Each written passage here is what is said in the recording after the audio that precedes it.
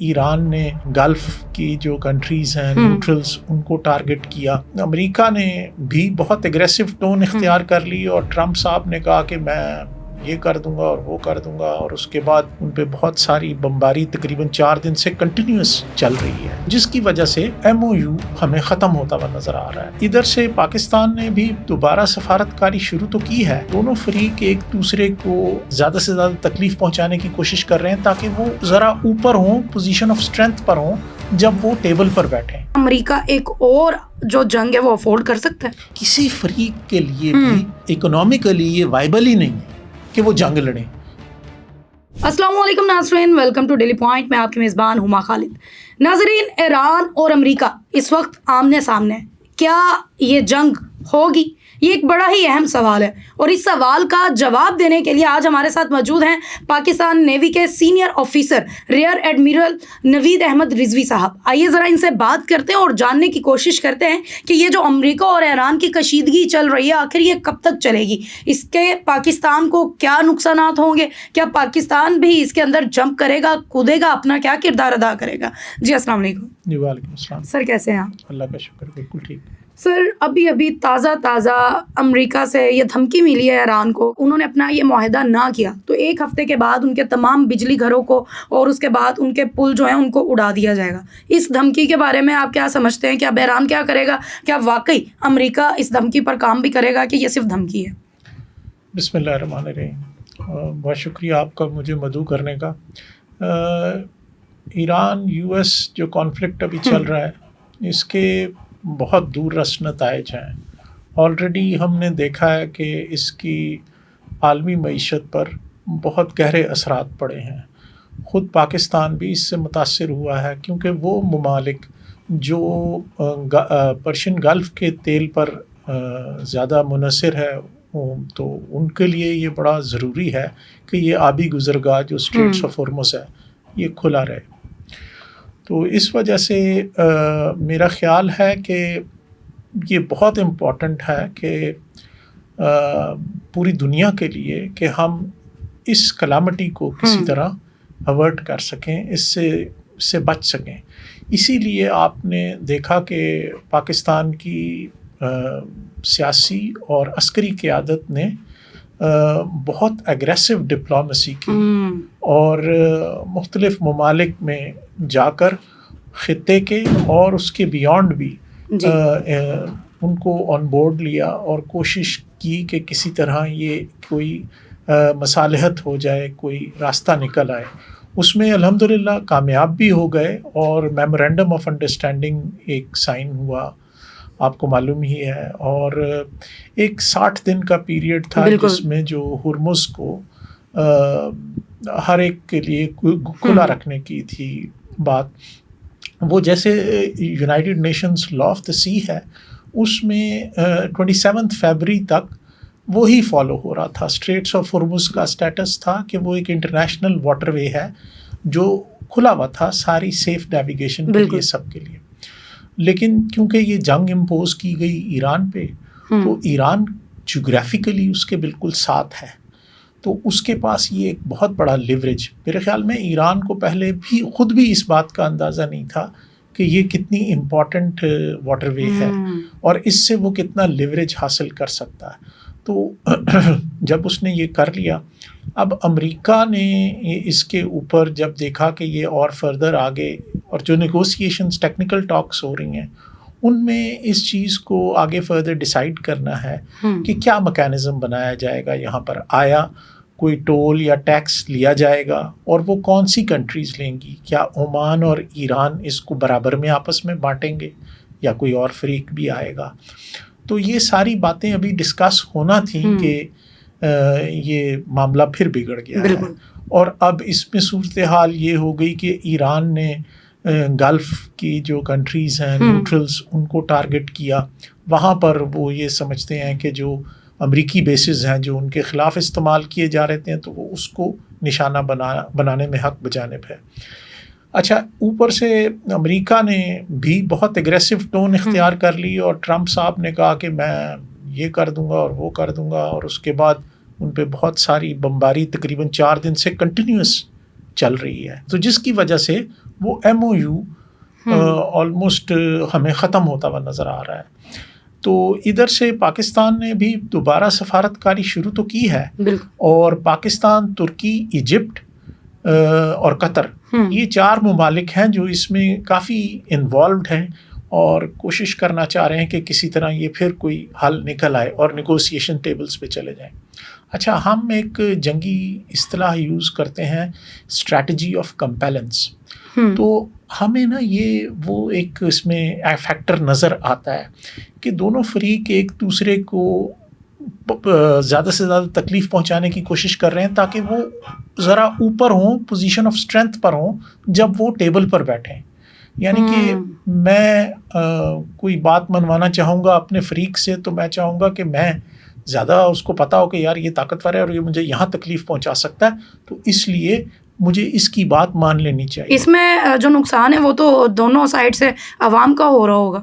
جی بالکل, بلکہ صرف ان کی اپنی عوام کا نہیں ہے, پوری دنیا کا نقصان ہے نا. بالکل, دوبارہ ہرمز بند ہو گئی, بالکل, ایران نے بلاکیڈ کر دیا, اور اس کے اثرات تو پاکستان میں شروع بھی ہو چکے ہیں. جی شروع ہو جاتے ہیں, صرف پاکستان میں نہیں ہے, پوری دنیا میں ہوتے ہیں. پوری دنیا میں دیکھیے نا 20% of the world energy needs ادھر سے پوری ہوتی ہیں.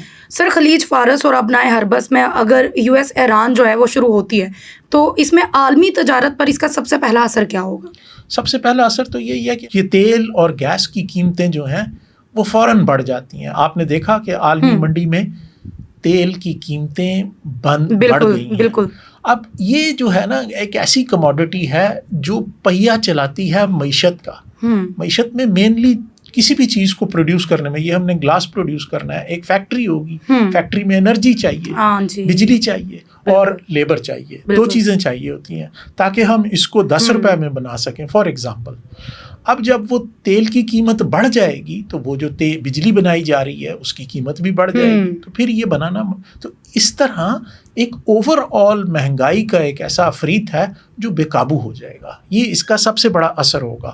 سر, ایران کے پاس اینٹی شپس میزائلز اور اسپیڈ بوٹس ہیں, لیکن جو امریکہ ہے اس کے پاس جدید بحری بیڑے ہیں, تو ایران کی کیا حکمت عملی ہو سکتی ہے ان کے جدید بحری بیڑوں کے آگے؟ جی آپ نے بڑا اچھا سوال کیا ہے. دیکھیے, امریکہ اور ایران کا کوئی کنونشنل ٹرمز میں مقابلہ نہیں ہے. لائک وہ کیسے؟ وہ اس لیے کہ اس کے پاس ایک بہت بڑی ٹیکنالوجیکلی ایڈوانسڈ نیوی ہے, جبکہ ایران کے پاس اب آلموسٹ ایک نیگلیجبل نیوی رہ گئی ہے.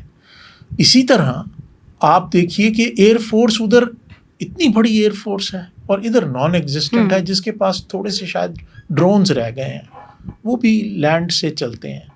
تو یو سی ان کا آپس میں کوئی موازنہ نہیں ہے, کوئی مقابلہ نہیں ہے.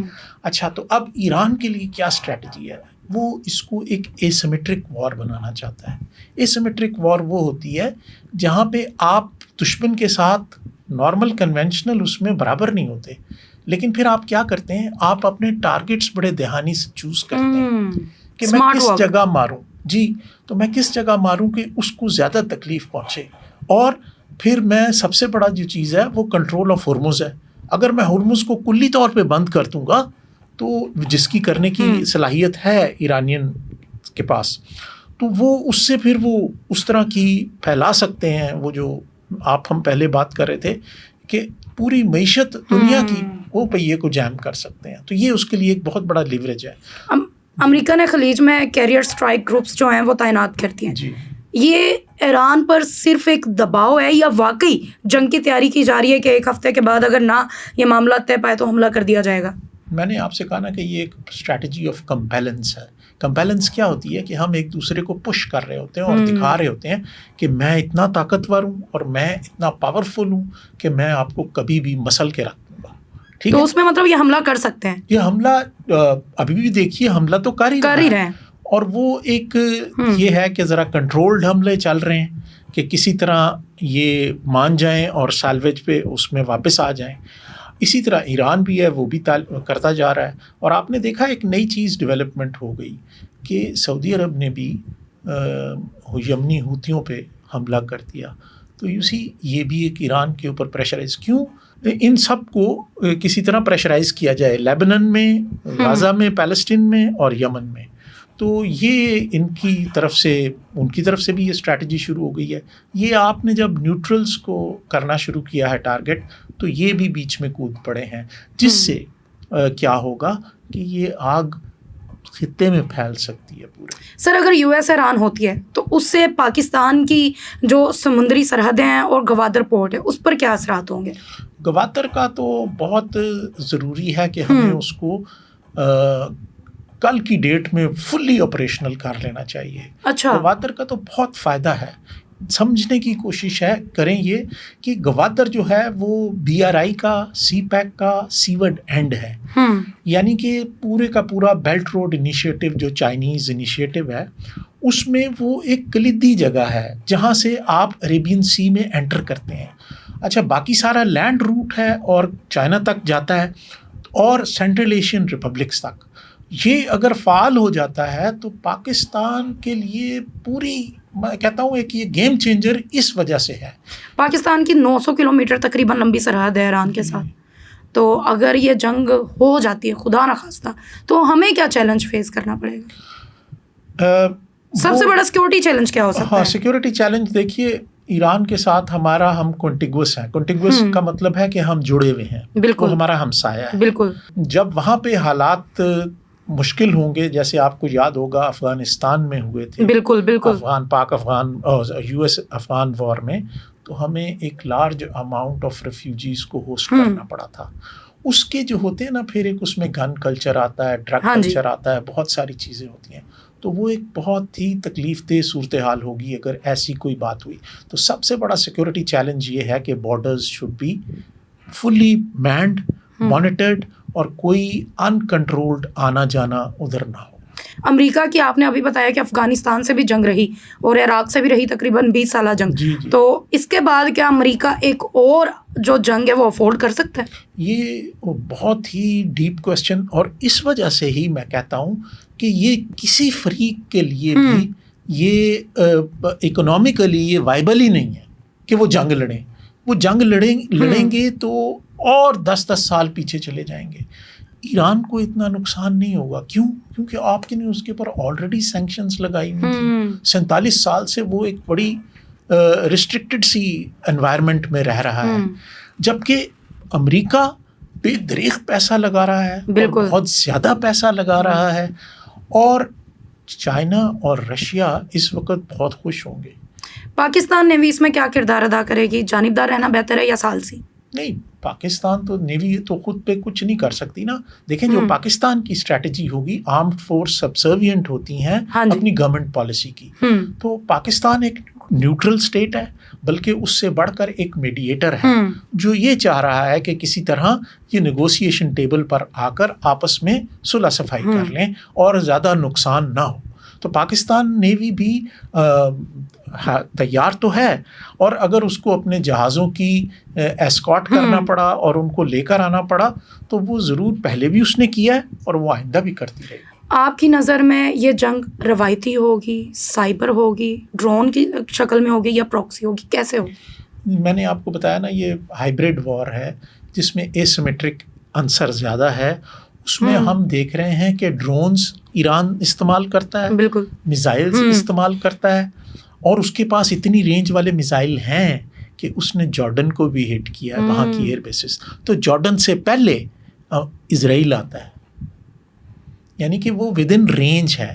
تو یہ دیکھیے کہ کب اس کا فیصلہ ہو. تو یہ بھی وہ ابھی نہیں یوز کرنا چاہ رہا, لیکن اگر اس کو اور زیادہ پش کیا گیا تو سرٹنلی وہ اس کو بھی نشانہ بنائے گا. ایران اب دوبارہ سے کہہ رہا ہے کہ ہم اپنے آرمز جو ہیں وہ بند کر دیں گے. جی. اس کو کھلوانے کے لیے امریکہ کوئی فوجی آپریشنز کرے گا؟ فوجی آپریشنز پہلے بھی اس نے دیکھ لیا کہ پاسبل نہیں ہے. دیکھیے نا, جیوگرافی اس کے فیور میں ہے.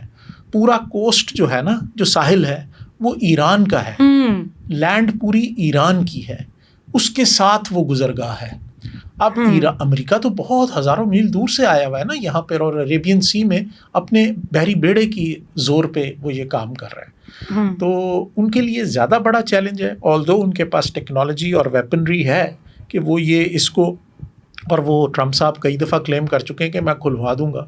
تو وہ کھلوا کے دیکھیں گے, لیٹس سی, ہم بھی دیکھتے ہیں, کیونکہ ایران اس کو بہت آسانی سے بند کر سکتا ہے. اس لیے وہ ان کے جو اس میں سے گزرے گا یا تو وہ اس کے اوپر ڈرون سے حملہ کر دیتا ہے یا کوئی میزائل مار دیتا ہے, یا اس کی ایون شور بیٹریز جو ہیں, جو گنز ہیں, وہ بھی ان کو نشانہ بنا سکتے ہیں.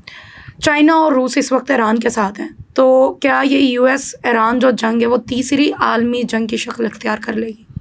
یہ اگر چیز اسپائرل آؤٹ ہوئی اور کنٹین نہ ہوئی تو یہ سرٹنلی تھرڈ ورلڈ وار کی طرف جا رہی ہے. آپ کی نظر میں اس کشیدگی کو ڈی ایکسیلیٹ کرنے کے لیے ڈی ایسکلیٹ کرنے کی کیا سے پاسبلٹی ہے؟ دیکھیے, ڈی ایسکلیشن جو ہے وہ اسی طرح ہے کہ کسی طرح آپس میں ان کی کمیونیکیشن چینلز کھلے رہیں.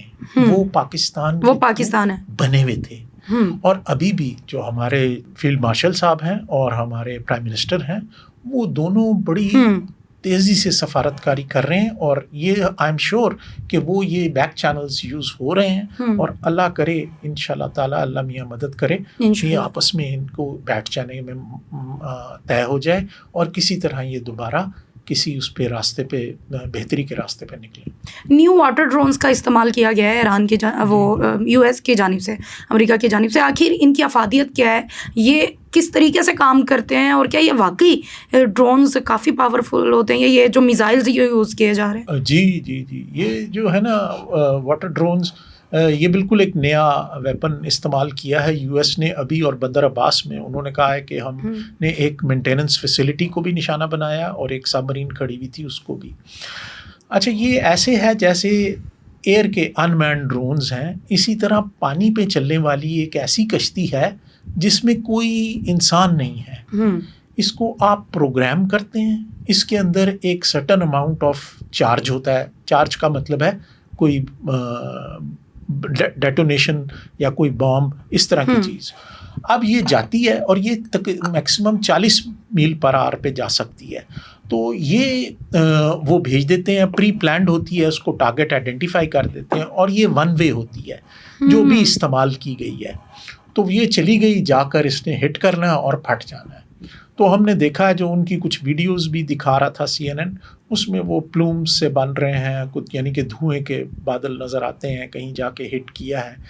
تو یہ ایک بالکل نئی چیز ہے. لیکن یہ جیسے ایئر میں ڈرونز ہیں, اسی طرح یہ ڈرونز بھی ہیں واٹر والے. یہ نقصان کتنا کرتے ہیں, کیا رینج ہوتی ہے ان کی تباہی کا اس طرح تو ایگزیکٹلی نہیں پتا, لیکن یہ جس طرح ایئر ڈرون بھی ایک لمیٹڈ ہی کرے گا ڈیمیج, یہ بھی اسی طرح ایک لمیٹڈ ڈیمیج کر سکے. سر, آپ کا بہت شکریہ, آپ نے اپنا قیمتی ٹائم دیا, اور ہمیں یو ایس ایران جو کشیدگی ایک چل رہی ہے جس کے اوپر پوری دنیا کی نظریں ہیں, کیونکہ وہ دو ایسے کنٹریز ہیں جن کی وجہ سے سب کو مشکلات کا سامنا کرنا پڑے. اگر اب نئے ہرمز بند ہوتے ہیں تو پاکستان ہی نہیں بلکہ دنیا میں موجود بہت سے ممالک ایسے ہیں جن کو بہت سی مشکلات جو ہیں وہ پیش آئیں گی. اور اس وقت امریکہ کا بھی یہ ٹارگٹ ہے کہ یہ جنگ جو ہے وہ ختم ہو جائے اور یہ معاہدے پہ اتریں, لیکن ایران جو ہے وہ معاہدے پہ اترنے کی کوشش ہی نہیں کر رہے. اس کی ریزن شاید یہ بھی ہو سکتی ہے کہ لگاتار جنگ جو ہے وہ چھیڑی بھی جا رہی ہے, اگلے کو لگاتار تنگ بھی کیا جا رہا ہے, اور پھر کہا جا رہا ہے کہ آپ پریشان بھی نہ ہو اور آپ پیچھے بھی ہٹ جائیں. لیکن اللہ تعالیٰ سے دعا یہی ہے کہ پاکستان دوبارہ سے اپنا ایک